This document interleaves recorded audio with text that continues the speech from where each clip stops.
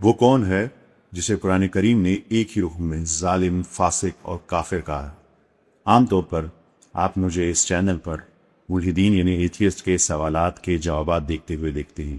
آپ مجھے اسلام کا دفاع کرتے، شک کرنے والوں کے سامنے منطق اور دلیل پیش کرتے اور انہیں خالق کائنات کی طرف بلاتے ہوئے دیکھتے ہیں، لیکن آج بات کچھ اور ہے۔ آج میرا سوال ان لوگوں سے نہیں ہے جو خدا کو نہیں مانتے، آج میرا سوال ان لوگوں سے ہے جو خدا کو ماننے کا دعویٰ کرتی ہے۔ آج میرا سوال اپنی لوگوں سے ہے، پوری امت مسلمہ سے ہے، اور اس سوال کے لیے ہمیں آج سچے دل سے غور و فکر کرنے کی ضرورت ہے۔ میں آپ کو سیدھا قرآن کریم کی طرف لے جانا چاہتا ہوں۔ سورہ مائدہ بکو 7 کھولیے، اس کی آیات 44، 45 اور 47 پڑھیے۔ ان آیات میں اللہ سبحانہ و تعالیٰ نے ایک لرزہ خیز اور خوفناک حد تک واضح معیار مقام مقرر کر دیا ہے۔ جو لوگ اللہ کے نازل کردہ قانون اور احکامات کے مطابق فیصلے نہیں کرتے، اللہ تعالیٰ نے ان کے لیے 3 مخصوص اور بھاری الفاظ استعمال کیے ہیں۔ سب سے پہلے کافر، دوسرا ظالم، تیسرا فاسق۔ کتنے سخت الفاظ ہیں یہ۔ میں چاہتا ہوں کہ ہم ایک لمحے کے لیے اس پر رک کر سوچیں۔ کیا آپ کو لگتا ہے کہ آج کل ہم مسلمانوں کے جو فیصلے ہیں، جو ایوانوں میں ہوتے ہیں، جو ہمارے اپنے گھروں سے شروع ہوتے ہیں، ہماری گلیوں، ہمارے شہروں، ہمارے صوبوں اور سب سے بڑھ کر ہمارے حکومتوں، ہمارے ملکوں کے ایوانوں تک جاتے ہیں، کیا وہ واقعی اس کے مطابق ہیں جو اللہ تعالیٰ نے نازل کیا ہے؟ یا ہم ظالم، فاسق اور کافر ہیں کیونکہ قرآن کریم نے صرف 2 ہی آپشنز فراہم کیے ہیں؟ کیا ہم اپنی انفرادی اور اجتماعی زندگیوں میں اس بات کی جدوجہد کر رہے ہیں کہ اللہ تعالیٰ کی زمین پر اللہ تعالیٰ کا نظام نافذ ہو؟ ذرا اپنے ارد گرد دیکھیے، ہم بھول گئے ہیں کہ محض ایک گوشت پوست کا بشر ہونے اور ایک سچا باشعور انسان ہونے میں کیا فرق ہے۔ اللہ تعالیٰ نے قرآن کریم میں واضح کر دیا ہے کہ اس نے ہمیں احسن تقویم بنایا ہے، پیدا کیا ہے، لیکن کیا آپ جانتے ہیں کہ وہ کون سی چیز ہے جو ایک انسان کو احسن تقویم کے اس اعلیٰ مقام پر برقرار رکھتی ہے، اور کیا چیز اسے گرا کر اسفلا سافلین، نیچوں سے نیچ بنا دیتی ہے؟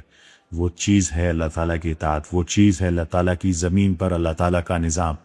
جب ہم نے اس نظام کو چھوڑتے ہیں تو ہم اسفلا سافلین میں گر جاتے ہیں۔ آج ہم نے ان چیزوں کو اپنی زندگیوں میں کتنا عام کر دیا ہے، کتنا نارملائز کر دیا ہے، جن کے خلاف اللہ اور اللہ کے رسول نے باقاعدہ اعلان جنگ کیا ہے۔ اللہ تعالیٰ نے سود، ربا کے خلاف جنگ کا اعلان کیا ہے، لیکن آج ہمارا پورا معاشی ڈھانچہ، قومی بینکوں سے لے کر موبائل فونز کے ایپس تک، ان چھوٹے چھوٹے قرضوں تک اس سود کی لعنت میں ڈوبا ہوا ہے۔ کیا اس کا نام احسن تقویم ہے؟ اس فحاشی اور بے حیائی کو دیکھے جسے اللہ تعالیٰ نے سختی سے حرام قرار دیا ہے۔ ذرا اپنے اسمارٹ فونز کھوئیے، ہمارے میڈیا کو دیکھیے، ہمارے سوشل میڈیا اور ٹک ٹاک کے ان کریٹرز کو دیکھیے جو چند لائکس اور ویوز کے لیے اپنے اور اپنے معاشرے کی حیا نیلام کر رہے ہیں۔ حیا کا مذاق بنا دیا گیا ہے، اور وائرل ہونے کی دوڑ میں آخرت کی جواب دہی کے خوف کو ہمارے دلوں سے نکال دیا گیا ہے۔ ہماری حکومتوں کے فیصلے دیکھیے، ہمارے بازاروں کا حال دیکھیے، ملاوٹ، دھوکہ دہی، فراڈ، ذخیرہ اندوزی کر کے غریب کی روٹی چھین لی گئی ہے۔ یہ اب ہماری روزمرہ کی روٹین بن چکی ہے۔ انسانی حقوق کی پامالیوں کو دیکھیے، کمزوریوں، یتیموں، عورتوں اور ماتحتوں پر جو ظلم ہم اپنے گھروں اور دفتروں میں کر رہے ہیں۔ ہم اپنی زبانوں، اپنی ہاتھوں اور اپنی دولت سے دوسرے انسانوں کو مسلسل تکلیف پہنچا رہے ہیں۔ ہم یہ بالکل فراموش کر چکے ہیں کہ ہمیں روز قیامت اپنے رب کے سامنے تنہا کھڑا ہونا ہے۔ ہم نعرے بہت لگاتے ہیں، ہماری آوازوں میں جذبہ بہت ہوتا ہے، ہماری پروفائل پکچرز پر اسلامی اقوال بھی ہوتے ہیں، لیکن ہماری عملی زندگیوں میں وہ نفاذ کہاں ہے اللہ کی زمین پر اللہ کا نظام؟ اب میں چاہتا ہوں کہ آپ میرے ساتھ ایک منظر کا تصور کریں، اپنی آنکھیں بند کریں اور سوچیں۔ آج دنیا کے کسی کونے میں کوئی نان مسلم، کوئی انسان سچائی کی تلاش میں بھٹک رہا تھا۔ اس نے اپنی زبان میں قرآن کریم پڑھا، اس نے پڑھا کہ اسلام وہ دین ہے جہاں ایک کتا پیاسا ہو تو اسے پانی پلانے پر جنت مل جاتی ہے، اور جہاں ایک عورت بلی کو بھوکا باندھ کر رکھے تو جہنم کی حقدار ٹھہر دی ہے۔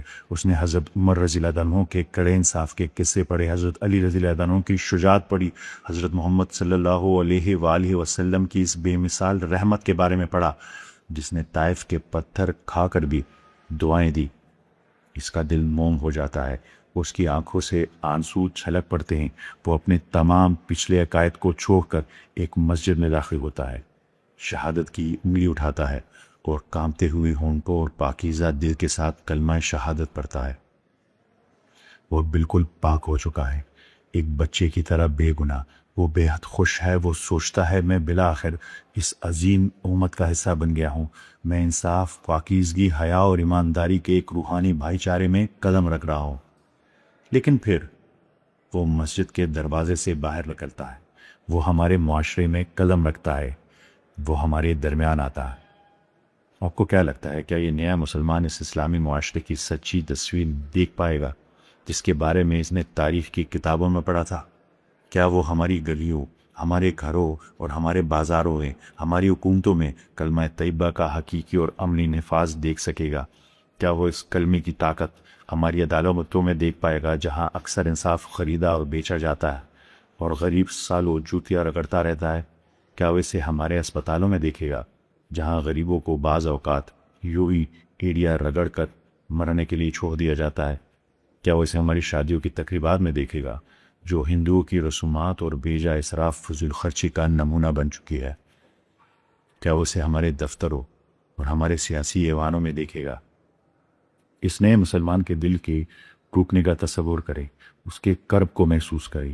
اس نے ایک ایسی امت کے بارے میں پڑھ لیا تھا جو ایک جسم کی طرح ہے کہ اگر آنکھ میں درد ہو تو پورا جسم بخار محسوس کرتا ہے، لیکن اس کی بجائے وہ ایک ایسی امت کو دیکھتا ہے جو مسلکوں اور فرقوں میں بٹی ہوئی ہے، جو لالچ میں اندھی ہو چکی ہے، جو انا، ایگو اور تکبر کے نشے میں غرق ہے، اور جو اپنی عملی زندگیوں میں سنت رسول صلی اللہ علیہ وآلہ وسلم سے کوسوں دور جا چکی ہے۔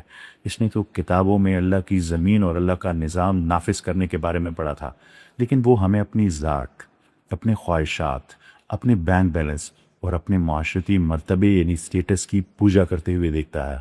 ہم سوشل میڈیا پر اسلام کا دفاع تو بہت زور و شور سے کرتے ہیں، لیکن ہم اپنے گھروں، اپنے کاروبار اور اپنے اخلاق میں اسلام کو نافذ کرنے میں مکمل طور پر ناکام ہیں۔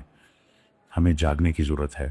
آج ہمیں کسی اور سے نہیں، اپنے آپ سے سوال پوچھنا ہوگا کہ اگر آج رسول پاک صلی اللہ علیہ وآلہ وسلم ہمارے درمیان آ جائیں اور ہمارے بازاروں، ہمارے گھروں، ہمارے موبائل فونز کو دیکھ لی، تو کیا وہ ہمیں اپنی امت کے طور پر پہچان بھی پائیں گے؟